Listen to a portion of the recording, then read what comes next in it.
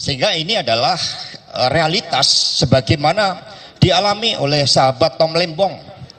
Bagaimana hukum telah menjadi alat kekuasaan. Karena sejak awal, bahkan beberapa hari yang lalu, saya sudah mengetahui informasi-informasi terkait angka 3,6 tahun sampai 4 tahun sejak bulan April. Maka saya memutuskan saat itu karena putusan yang merupakan aspek kekuasaan itu ada, tidak bisa saya hindari. Sebagaimana Tom Lembong juga tidak bisa menghindari, sebagaimana mereka-mereka mencari keadilan juga tidak bisa menghindari.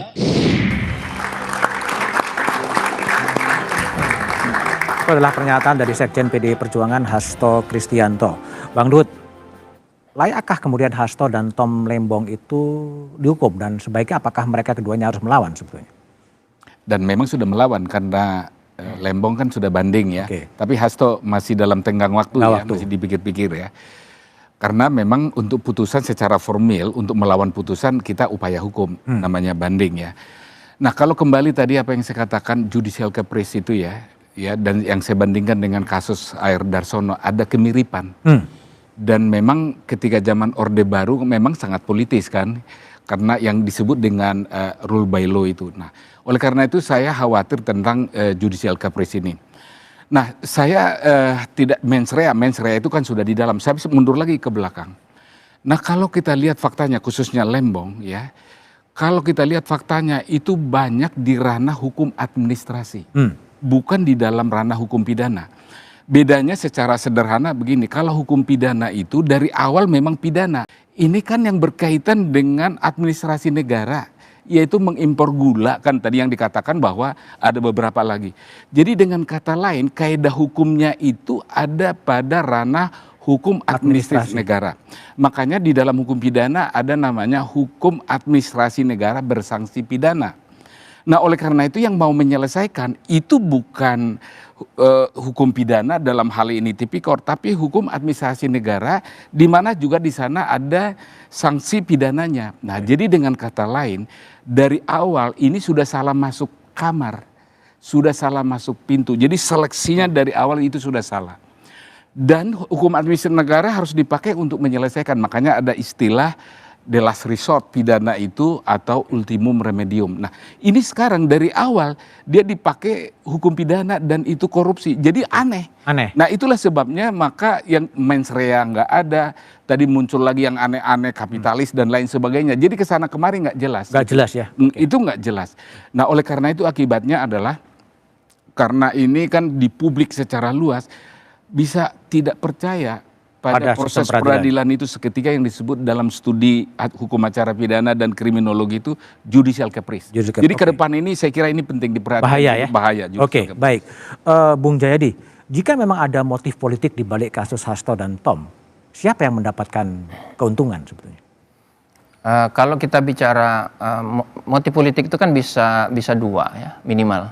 Satu terkait dengan apa itu semacam balas dendam. Balas dendam? Ya, balas dendam politik gitu.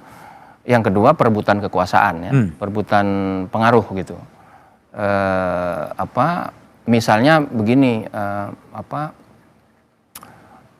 kalau terkait dengan perebutan pengaruh, pemilu 2009 udah dekat kan? Udah dekat. Jadi 4 tahun itu kan terlalu singkat sebetulnya. Kalau misalnya nih Prabowo maju lagi sebagai capres, maka yang jadi titik perebutan politik adalah posisi wapres, kan gitu. Oke. Nah di sini salah satu titik krusialnya. Mengapa itu bisa jadi titik pertarungan politik? Posisi Gibran yang masuk ke dalam pencalonan kemarin lalu menjadi wapres itu kan dipersoalkan oleh misalnya PDI Perjuangan, ya. Secara politik ya, bahwa secara hukum itu sudah itu soal lain. Kemudian orang kemudian berpikir ya karena misalnya ini karena masuknya itu tidak tepat dari sisi politik, misalnya dari sudut pandang etika politik, maka itu harus ada hukuman secara etika juga gitu. Nah terjadi pertarungan di situ kan, yang satu ingin mempertahankan, yang satu ingin mendelegitimasi secara politik. Jadi akan banyak berkelina dari sisi itu. Apakah ada satu aktor yang akan mengambil keuntungan? Belum tentu. Dalam politik kan bisa jadi banyak aktor yang akan mengambil keuntungan politik dari sisi itu. Meskipun arsiteknya satu orang gitu. Meskipun biasanya kalau persoalan-persoalan terkait dengan perebutan kekuasaan politik itu jarang hanya satu orang. Jarang satu orang. Ya, itu kerja jadi koalisi aktor. Itu kerja bareng, entah itu sengaja atau tidak sengaja gitu. Oke. Kita coba dengar ya bagaimana sikap DPP PDI Perjuangan setelah vonis dari Sekjen PDI Hasto Kristianto. Ini persoalan politik dan Pak Sekjen itu adalah menjadi tahanan politik. Karena berbeda dengan penguasa, berbeda dengan raja yang tidak mau dikritik gitu ya, maka dicari-carilah kesalahannya. Kalau posisi sekjen nanti kita tunggu di Kongres. Karena posisi Mas Hasto sekarang ini masih Sekjen PDI Perjuangan. Itu adalah pernyataan dari Jarod Saiful Hidayat soal Hasto. Bung Febri, PDI menganggap bahwa Hasto sebagai tahanan politik. Ya, kami kalau di tim penasihat hukum kan fokus pada aspek hukum ya, itu poin yang paling penting. Tetapi memang kalau ada pertanyaan apakah proses hukum ini berjalan sebagaimana mestinya, atau apakah bukti yang dibawa ke proses persidangan adalah bukti yang betul-betul tidak ada keraguan. Nah, kami justru menemukan memang banyak persoalan. Satu persoalan dari aspek tahapan lah, katakan demikian. Ada kesan kasus ini memang lebih cepat dari biasanya. Misalnya pada saat proses pra-peradilan yang kedua itu belum putus, kemudian kasus sudah dilimpahkan. Akhirnya kesempatan untuk menguji pelanggaran formil itu stop sampai di sana. Pra-peradilan pertama hanya dikatakan NO, tidak membahas sama sekali substansi. Nah, ternyata memang dalam proses persidangan ini beberapa kekhawatiran di proses pra-peradilan itu tentang perolehan alat bukti yang melanggar hukum misalnya, itu justru diterima oleh majelis hakim. Jadi majelis hakim itu mengatakan memang kami melihat ada sejumlah persoalan dalam due process of law. Jadi tentang pelaksanaan kewenangan, pencarian alat bukti dan lain-lain. Bahkan di dokumen pembelaan itu kami uraikan lebih rinci. Ada sejumlah bukti penyadapan yang digunakan. Itu ternyata proses penyadapan atau komunikasinya terjadi sebelum penyelidikan perkara ini dimulai. Nah, tentu saja itu tidak bisa diterima meskipun dikatakan ada penyelidikan lain yang juga sudah berjalan.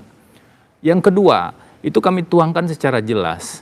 Bukti-bukti proses penyadapan termasuk bagian diantaranya adalah pengecekan lokasi berdasarkan transmisi handphone itu tidak dilampirkan izin Dewan Pengawas, misalnya seperti itu.